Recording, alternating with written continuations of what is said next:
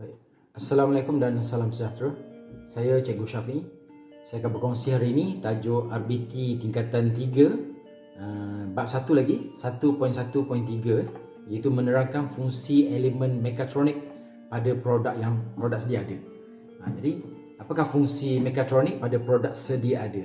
Yang pertama kita tengok muka surat 11, kalau tengok buku teks, muka surat 11, kita ada gambar di situ creator control, kita ada mesin basuh elektrik, drone dan juga drone. Jadi itu contoh-contoh penggunaan mekatronik. Okay, pada muka surat seterusnya yang dicerita creator control, apakah fungsi mekatronik dalam creator control? Kereta kawalan jauh, RC, remote control car. Kereta kawalan jauh merupakan salah satu contoh produk mekatronik yang simple. Fungsi elemen mekatronik pada kereta ini diterangkan secara terperinci dalam Rajah 1.4. Yang pertama, dia menggunakan sistem gear. Sistem mekanikal yang pertama, gear, berfungsi mengurangkan atau meningkatkan hal laju dan menambahkan daya kilas torque. Torque ni daya kilas. Torque adalah Fs. F force, S adalah distance, iaitu jarak size gear tu lah. Okay. Yang kedua, sistem elektronik menerima dan menukarkan isyarat input dari alat kawalan jauh kepada isyarat elektrik bagi memacu motor AI, Artificial Intelligence. Jadi itu adalah sistem elektronik.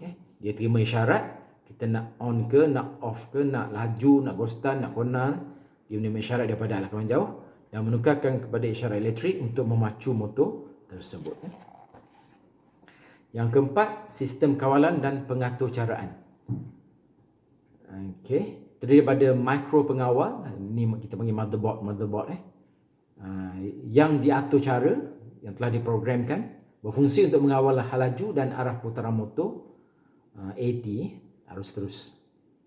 Yang terakhir, sistem elektrik, bateri sebagai sumber tenaga elektrik untuk membekalkan tenaga kepada motor, kepada lampu, kepada sistem kawalan pengaturcaraan, motherboard dan sebagainya. Jadi itu contoh kereta kawalan jauh. Baik, seterusnya contoh kedua, B, pintu gelangsa automatik. Ini kita selalu jumpa dekat bank, dekat hotel. Dekat bank kena buka tarik sekarang. Dekat hotel lah banyak, hotel ataupun pasaraya. Pintu gelangsa elektrik, kita panggil pintu glosong ataupun gelangsa. Pintu gelangsa automatik yang sering anda temui di pasaraya juga merupakan produk mekatronik. Fungsi elemen mekatronik pada pintu gelangsa diterangkan secara terperinci. Jadi sistem mekanikal dia menggunakan komponen terdiri daripada takal dan tali sawat.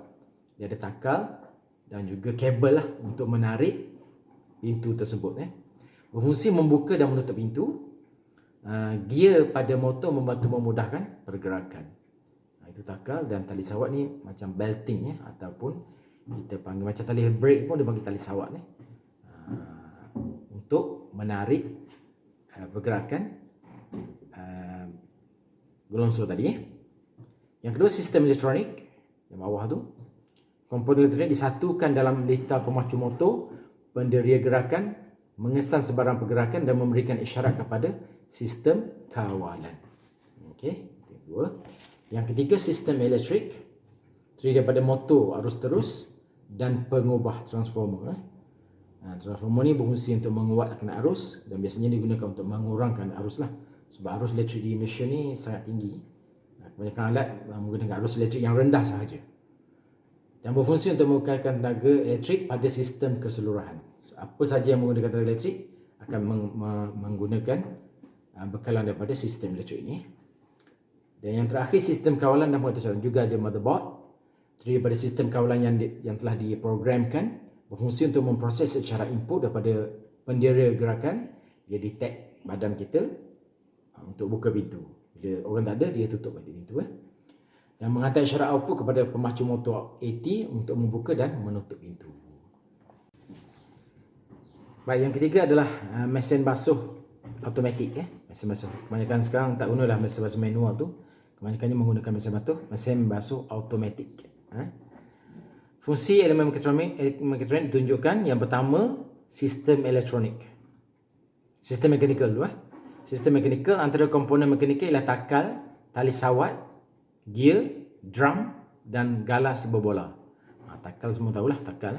Tali sawat, belting tadi, belting daripada motor ke tapak tu, ataupun pemutar tu. Gear, dari sistem gearbox dia. Drum, tong tu, tong drum, drum ataupun tapak pusingan tu. Dan galas berbola, bearing bawah tu.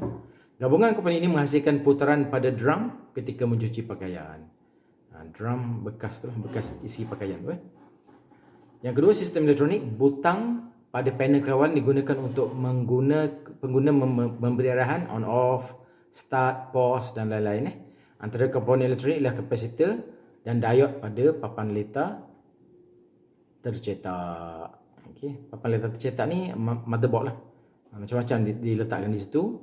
Perintang, program apa semua tu, diod, transistor, semua diletakkan di situ. Papan letar tercetak dia. Dan panel kawalan, diod, kapasitor. Dan yang ketiga, sistem elektrik. Jadi apa saja yang menggunakan elektrik akan menggunakan sistem elektrik. Membekal tenaga menggunakan sistem motor AU, arus ulang-alik. Komponen elektrik lah pengubah, transformer dan juga motor. Dan yang terakhir lagi satu, sistem kawalan dan pengatur caraan, motherboard lagi sekali. Sistem dah ada situ.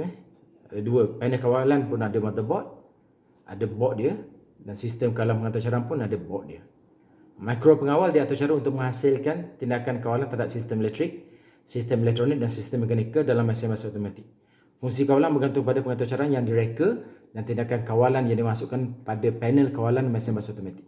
Jadi kalau kita guna mod apa, mod fuzzy, mod basuh delicate, nak basuh toto, nak basuh pakaian tebal, nak basuh pakaian biasa, fuzzy dan sebagainya. Jadi itu telah diprogramkan. Dan kadang kita boleh buat manual lah. Kita nak pilih berapa minit basuhan, berapa kali rinse, dipanggil bilas, dan spin tu berapa minit, kita boleh setting secara manual juga. Okey.